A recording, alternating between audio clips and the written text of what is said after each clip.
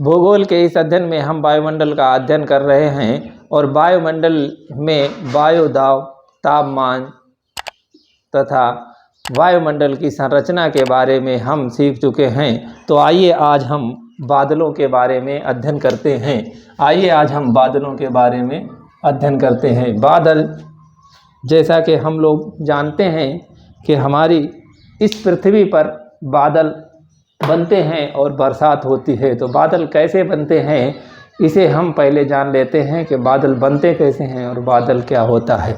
सूर्य से प्राप्त तप हमारी पृथ्वी पर हमेशा ही पड़ता रहता है और इस सूर्य ताप से हमारी पृथ्वी पर पाए जाने वाला जल जो है वो जल वाष्प में बदलता रहता है और यही जल वाष्प जब ऊपर उठती है तो ऊपर जाने पर तापमान में कमी होती है। जब से ही तापमान में कमी होती है तो वायु में मौजूद जल वाष्प के कण जो हैं वो जम जाते हैं, या तो वो बर्फ़ बन जाते हैं या फिर छोटी छोटी पानी के सीकरों के रूप में बन जाते हैं। यही करोड़ों, लाखों, करोड़ों, अरबों जो है सीकर आपस में मिलकर ये दृश्यमान होने लगते हैं, यानी कि ये पृथ्वी से दिखाई देने लगते हैं। और जब हम इन्हें देखते हैं तो ये आसमान में सफ़ेद, काले, भूरे रंग के ये उड़ते हुए दिखाई देते हैं और इन्हीं को हम बादल के नाम से जानते हैं। तो दोस्तों, इन बादलों का वर्गीकरण करके सबसे पहले 1803 ईस्वी में बादलों का वर्गीकरण करना चाहा। बादलों का वर्गीकरण करने के लिए लैटिन भाषा के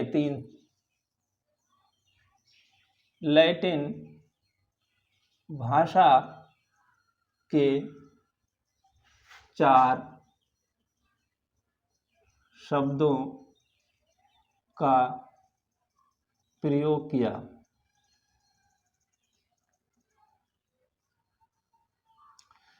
तो दोस्तों, ये एक ब्रिटिश वैज्ञानिक थे जिन्होंने 1803 में, और इन ब्रिटिश वैज्ञानिक का नाम था एल हार्वर्ड, और ये एल हार्वर्ड ने 1803 ईस्वी में बादलों का वर्गीकरण करने के लिए 4 लैटिन शब्दों का इस्तेमाल किया और उन 4 लैटिन शब्दों का आज भी प्रयोग होता चला आ रहा है। तो सबसे पहले हमें उन 4 लैटिन शब्दों को ही जान लेना है। इन 4 लैटिन शब्दों में इन्होंने जो सबसे पहले शब्द लिया उसे इन्होंने क्यूमुलस कहा और स्ट्रेटस,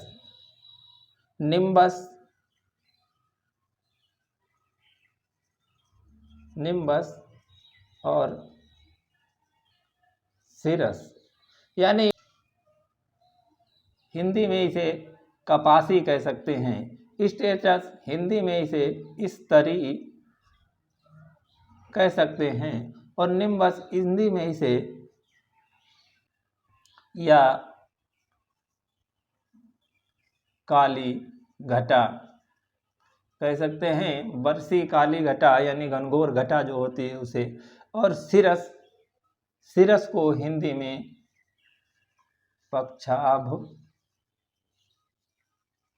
पक्षाभ कह सकते हैं। तो दोस्तों, ये 4 शब्द बहुत ही अच्छे से ध्यान में रखना चाहिए जब हम बादलों का अध्ययन कर रहे हों। तो इन्हीं 4 शब्दों से ही बादलों का वर्गीकरण होता है। तो दोस्तों, इस तरह से सबसे पहले जो वर्गीकरण हुआ उसमें 1803 ईस्वी में बादलों को 4 प्रकार में बांटा गया और ये 4 प्रकार हैं। कपासी, यानी कि वह बादल जो कि कपास की तरह, यानी ऐसे लगते हैं कि जैसे रुई जो है वो एक धुनी हुई हो और धुनी हुई रुई आकाश में उड़ रही हो।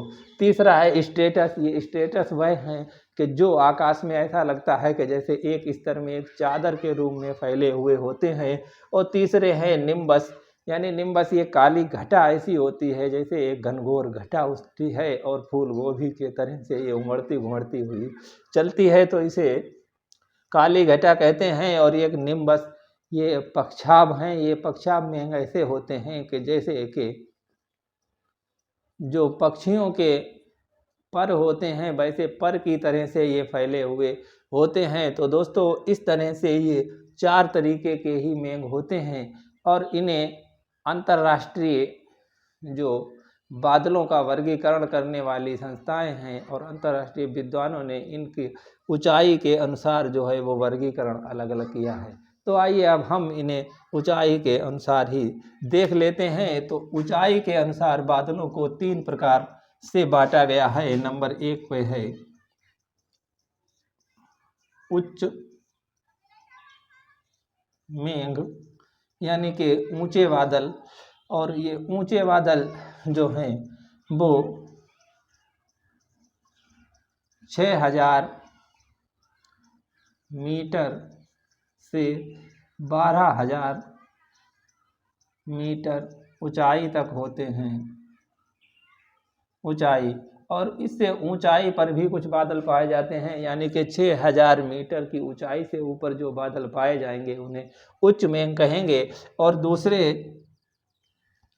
दूसरे हमारे मेघ होते हैं जिन्हें मध्य मेघ के नाम से जानते हैं। और ये मध्य मेघ जो होंगे वो 2000 मीटर की ऊंचाई से और 2000 मीटर से लेकर ये जो हैं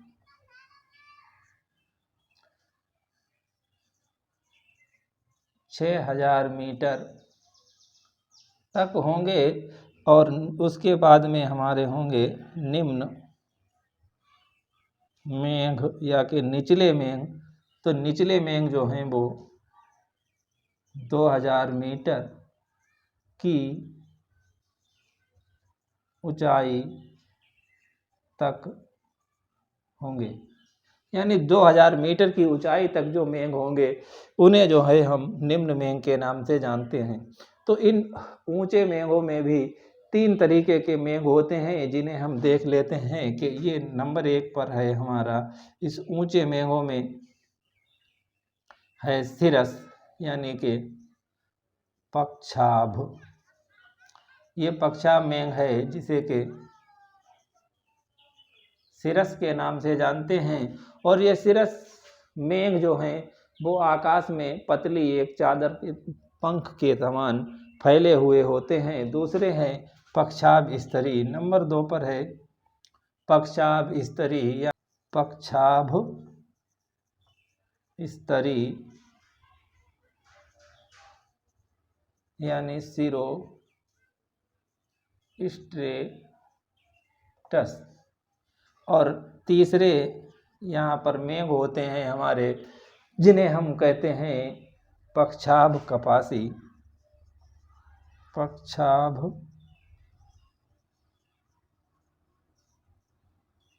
कपासी यानी कि सिरो क्यूमुलस यानी कि ये सिरो क्यूमुलस। तो 3 तरीके के ये हमारे ऊंचाई के अनुसार मेघ होते हैं। जैसे कि हम इधर देख लेते हैं कि हमारे सबसे ऊपर मेघ होंगे और बीच में और ये निचले मेघ। तो ये सबसे ऊंचे मेघ जो हैं वो एक तरीके के मेघ इस तरह से फैले हुए होंगे जिन्हें के पक्षाभ कहेंगे। और दूसरा है एक स्तरीय मेघ जो कि एक चादर के रूप में ये फैले हुए दिखाई देंगे, तो इन्हें हम कहेंगे पक्षाभ स्तरी। और एक तरीके के मेघ इस तरह से कपास के अनुसार होंगे, तो इन मेघों को हम पक्षाभ कपासी मेघ कहते हैं। और दोस्तों पक्षाभ स्तरीय मेघों में जब सूर्य से रोशनी आएगी तो इस रोशनी, और ये मेघ बर्फ के ही तरह से होते हैं, तो इस रोशनी का प्रिज्म के अनुसार जो है वो प्रकीर्णन होता है। और उस प्रकीर्णन से इन मेघों में जो है वो हॉल यानी कि प्रभामंडल, इन मेघों में एक प्रभामंडल चमकता है। यानी कि नीचे से देखने से सूर्य के चारों ओर एक लाल और पीले रंग की एक गोल रिंग जैसी दिखाई देती है जिसे कि प्रभामंडल कहते हैं। और ये प्रभामंडल केवल उच्च पक्षाभ स्तरी मेघों से ही होता है, यानी कि ये ऊंचाई पर पाए जाने वाले स्तरी जो मेघ हैं उन्हीं से होगा। तो इनके नीचे भी हमारे दूसरे मध्य मेघ हैं। तो इस मध्य मेघों में हमारे जो मेघ हैं उन्हें हम कहेंगे उच्च कपासी यानी अल्टो क्यूमुलस।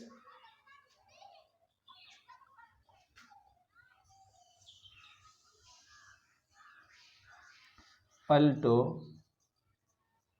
Cumulus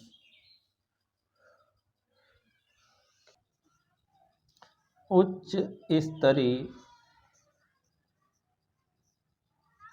Alto स्ट्रेटस। तो ये हमारे जो है वो मध्य भाग में पर 2 किलोमीटर से 6 किलोमीटर की ऊंचाई के मध्य होते हैं।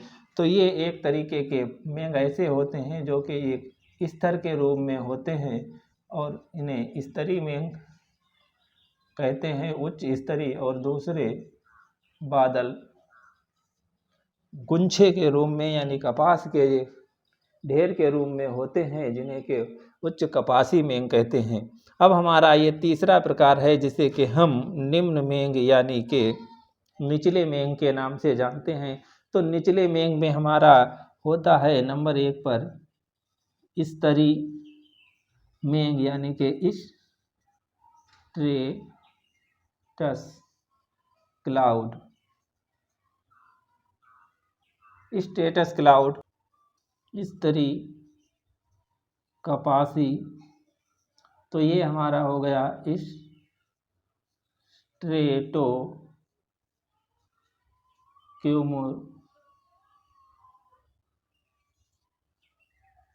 क्यूमुलस।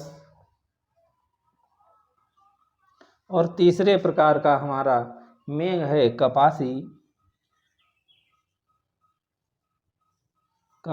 जिसे कि हम क्यूमुलस के नाम से जानते हैं, क्यूमुलस क्लाउड। कपासी बरसी के नाम से इसे हम जानेंगे। तो ये कपासी बरसी मेघ को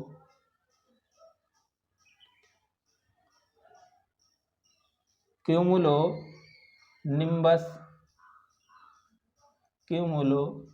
निम्बस के नाम से जानेंगे। और अगला हमारा जो ये 5वें प्रकार का मेघ होगा जिसे कि हम वर्षा स्तरीय, इसे वर्षा स्तरीय यानी कि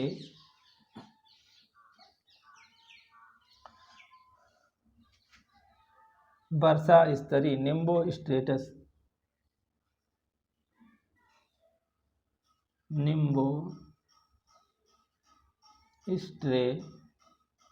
के नाम से जानते हैं। तो दोस्तों ये हमारे मेघ जो हैं वो निचले भाग में जो कि एक स्तर के समान फैले हुए होंगे, यानी एक चादर जैसी जब फैल जाएगी तो उसे हम स्टेटस मेघ कह देंगे। और उससे अगर वही चादर जो है वो कहीं पर कपासी भी है और एक कपासी चादर काली और भूरे रंग की जो फैल जाती है, यानी कि उसे जो है हम कपासी स्ट्रेटो क्यूमुलस के नाम से जानते हैं। और वहीं जो उमड़ते घुमड़ती घटाएं होती हैं, काली काली घटाएं, उन्हें कपासी क्यूमुलस के नाम से जानते हैं। और यानी कि एक सफ़ेद और कपासी मिले हुए जो मेघ होते हैं उन्हें कपासी बरसी मेघ यानी कि क्यूमुलो निम्बस के नाम से जानते हैं। और वहीं वर्षा स्तरीय यानी कि निम्बो स्ट्रेटस मेघ होते हैं, ये सब निचले स्तर पर ही पाए जाते हैं। यानी कि कुछ मेघ इस तरह से होंगे, कुछ काली घटाओं के तरह से होंगे और कुछ काली घटाओं में मिले हुए भी होंगे, और कुछ जो है वो ये कपासी और ये पक्षाभ भी होंगे, इस तरह से भी होंगे। तो ये हमारे निचले भाग में हर तरीके के मेघ पाए जाते हैं। तो दोस्तों ये मेघ अब बारिश कैसे करते हैं इन्हें भी हम देख लेते हैं, क्योंकि इन्हीं मेघों में एक तरीके का और मेघ बनता है, यानी एक तरीके का और बादल बनता है, जिस बादल को हम वर्टिकल यानी कि इसे हम लंबवत क्यूमुलस बादल के नाम से जानते हैं। यानी कि एक तरीके का ये क्यूमुलस काली घटा बनती है जो कि लंबवत चलती है। ज़्यादातर जगह पर ये क्यूमुलस ही लिखा हुआ होता है, लेकिन ये वर्टिकल क्लाउड है और इसकी ऊपर की भाग जो है वो सपाट होता है, और ये सपाट भाग जब नीचे से बनता है तो ये ऊंचाई तक यानी कि बहुत ऊंचे तक चला जाता है।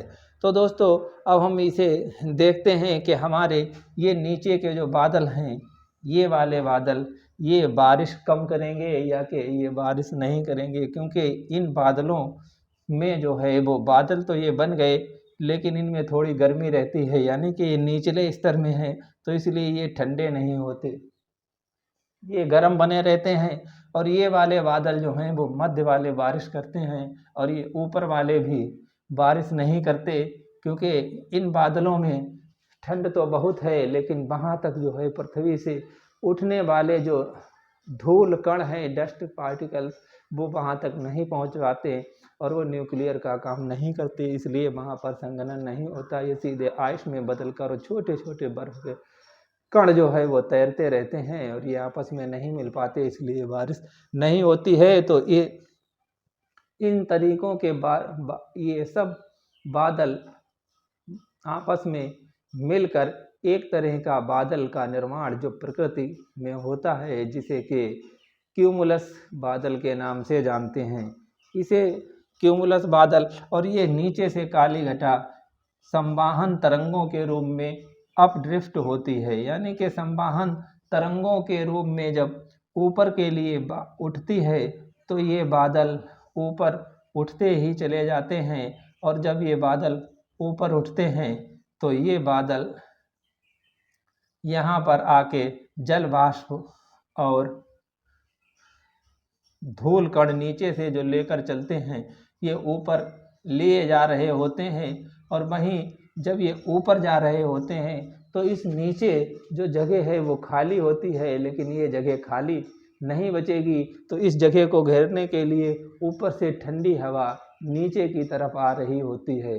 तो इस आने में और इस नीचे से ऊपर जाने में, यानी कि अप ड्रिफ्ट और डाउन ड्रिफ्ट में आपस में जो है वो टकराव होता है। तो जैसे ही इन दोनों में आपस में टकराव होता है तो ये बादल जो हैं बहुत ही उमड़ते घुमड़ते और लड़ते हुए दिखाई देते हैं, और इसी उमड़ घुमड़ और इस टकराव में इनके जो है वो इलेक्ट्रॉन जो है वो निकल जाते हैं, और जैसे ही इलेक्ट्रॉन निकलते हैं तो उन इलेक्ट्रॉन में एक विद्युतीय आवेश पैदा हो जाता है, और उस आवेश की वजह से यहाँ पर लाइटिंग होती है, और जब लाइटिंग होती है यानी कि जब बिजली चमकती है तो वहाँ पर तापमान बहुत अधिक हो जाता है, और उस अधिक तापमान की वजह से वहाँ गड़गड़ाहट उत्पन्न होती है, यानी बादल गरजते हुए प्रतीत होते हैं, और उस गड़गड़ाहट से इसमें बहुत ही परिवर्तन आता है, यानी कि ऊपर से जो ठंडी हवा इन्हें जैसे ही मिलती है और ये गर्म होते हैं तो ये और ठंडे होते हैं, जैसे ही ये ठंडे हुए और गड़गड़ाहट हुई तो बारिश झमाझम बारिश शुरू हो गई, और ये झमाझम बारिश मूसलाधार बारिश बराबर होती रहती है। तो दोस्तों इस तरीके का बादल जब बनता है तो बारिश कई दिनों तक होती है, एक दिन नहीं 4-6 दिन 15 दिन तक बारिश ये लगातार होती रहती है। और ये बारिश जब होती है तो इसमें गड़गड़ाहट भी होती है, और कभी कभी इस तरीके के ये बादल सीधे वर्टिकल रूप में, यानी कि ये जब हो जाते हैं तो इनसे ओलावृष्टि भी होती है, क्योंकि ये बहुत ऊंचे चले जाते हैं और ऊंचे जाकर ये ठंडे होते हैं, और जब ये ठंडे होते हैं तो ये हमारे जब तीनों स्तरों के बादल है इन्हें बरसाना शुरू करते हैं, यानी यहाँ से भी पानी बरसता है और यहाँ मध्य बादल भी और निम्न बादल भी पानी बरसते हैं, तो बहुत ही तेज मूसलाधार बारिश होती है।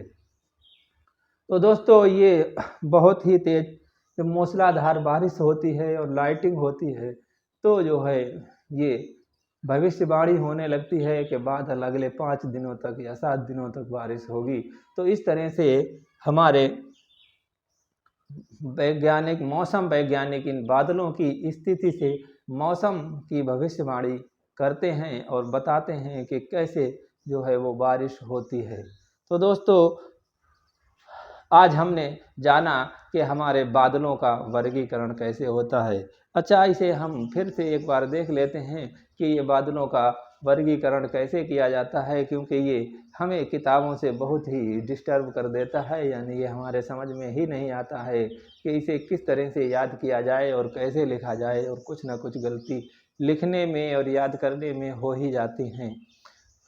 तो दोस्तों, अब इसे हम देख लेते हैं, यानी कि पहले 1803 ईस्वी में वर्गीकरण करने के लिए लैटिन भाषा के 4 शब्दों का प्रयोग यल हार्वर्ड ने किया था। तो ये यल हार्वर्ड ब्रिटिश वैज्ञानिक थे और इन्होंने लैटिन भाषा का जो है वो 4 शब्द लिए थे, और यही 4 शब्द आज भी चलन में हैं। और इन्हीं चारों शब्दों को अगर ध्यान रहे तो ये कभी भी हमारे इन बादलों के वर्गीकरण में हमसे गलती नहीं होगी, और हमें याद करने में या रट्टा लगाने की भी ज़रूरत नहीं होगी, और ये हमारे दिमाग से फिसलेगा भी नहीं। जैसे कि नंबर 1 पर है क्यूमुलस, तो हमें ये क्यूमुलस याद रहना चाहिए। क्यूमुलस क्या होता है और कैसे बादल होते हैं? ये कपास की तरह के बादल होते हैं। दूसरा है स्टेटस, ये स्तरीय बादल होते हैं, चादर के अनुसार फैले हुए। तीसरा है निम्बस, ये निम्बस एक तरीके के काली घटा होती हैं जो उमड़ती घुमड़ती हुई चलती हैं।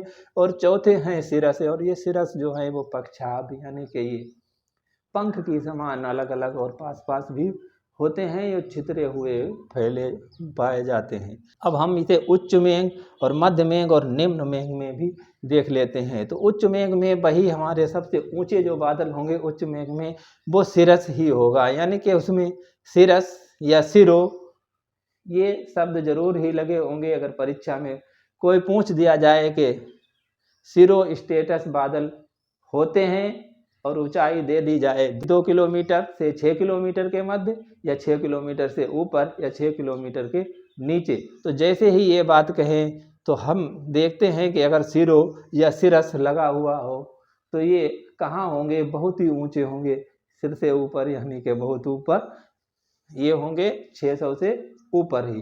अच्छा, दूसरे अब नीचे आते हैं कि मध्य बादल। तो मध्य बादल में क्या होगा? उच्च, यानी कि अल्टो लगा होगा।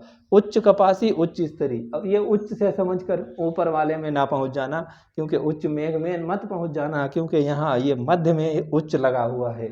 तो ये मध्य में उच्च लगा हुआ है, तो हम इन्हें हमेशा 2 किलोमीटर से 6 किलोमीटर के बीच में रखेंगे, या ये आंकड़ा 2 से 7 भी हो सकता है, वो परीक्षा में जैसा भी हो, लेकिन इसे रखना मध्य में ही है। तो ये हमारा अल्टो क्यूमुलस और अल्टो स्टेटस, यानी जैसे ही अल्टो लगा हो समझ जाइए कि ये मध्य बादल हैं, और याद कर लो कि Alto Alto Alto cumulus, Alto status. Alto 2 तरीके के ही बीच में होंगे बादल, अल्टो क्यूमुलस, अल्टो स्टेटस। अच्छा, ये भी पूछ दिया जाएगा कि अल्टो स्टेटस या सिरो स्टेटस या क्यूमुलस या निम्बस कौन से बादल से जो है वो प्रभामंडल का निर्माण होता है। तो यदि इस तरीके के क्वेश्चन हो कि प्रभामंडल का निर्माण किससे होता है, तो हमें ऊपर ही पहुंच जाना चाहिए, यानी कि सिरस में होगा। तो सिरस में भी किसमें होगा? जो चादर की तरह फैले हुए होंगे उन्हीं में होगा, तो सिरो स्टेटस में ही होगा। अगला हम देख लेते हैं कि निम्न बादल, यानी कि नीचे के बादल। निम्न बादलों में जो है हमारा होगा स्टेटस क्लाउड, यानी स्टेटस क्लाउड और स्टेटो क्यूमुलस क्लाउड और क्यूमुलस क्लाउड और क्यूमुलस निम्बस क्लाउड और निम्बो क्यूमुलस क्लाउड। यहाँ पर भी देखने वाली बात है कि पहला सबसे नीचे का जो क्लाउड है वो स्तरीय क्लाउड, यानी कि एक चादर की तरह फैला हुआ एक स्तरीय क्लाउड। फिर स्तरीय और कपासी दोनों मिले हुए हैं तो स्टेटो क्यूमुलस, और फिर केवल कपासी है तो उसे क्यूमुलस कहेंगे। और फिर कपासी और बरसी, यानी उमड़ती घुमड़ती घटाएं कपासी जब चलती हैं उन्हें कपासी, बरसी, क्यूमुलस, निम्बस के नाम से जानते हैं। और फिर हमारा एक हो गया कि एक उमड़ती घुमड़ती चादर ऐसी जब फैल जाती है और वो चलती रहती है तो उसे हम कहते हैं वर्षा स्तरी, यानी कि निम्बो स्टेटस, निम्बो स्टेटस। तो दोस्तों, ये हुआ बादलों का वर्गीकरण। तो दोस्तों, अभी तक हमने इन बादलों के बारे में जाना और शीघ्र ही हम अगले वीडियो में ये बादल जो बरसते हैं तो वर्षा का प्रकार यानी वर्षा कितने प्रकार की होती है उसका अध्ययन करेंगे और ये वर्षा और बादल किस तरह से फट जाते हैं, इन बादलों फटने की भी प्रक्रिया का अध्ययन करेंगे। तो इस सभी अध्ययनों के लिए आप हमारे चैनल से जुड़े रहें और जुड़े रहने के हमारे चैनल को सब्सक्राइब करें और वीडियो अगर पसंद आया हो तो लाइक कर दें और नहीं पसंद आया हो तो डिसलाइक कर दें और कमेंट में बताएं कि क्या कमी रह गई हैं, क्योंकि आप लोगों की वजह से ही हम इसमें आए हैं और आप हमें बताएंगे तभी हम अपनी कमियों को सुधार सकते हैं। तो दोस्तों तब तक के लिए जुड़े रहिए हमारे साथ। धन्यवाद।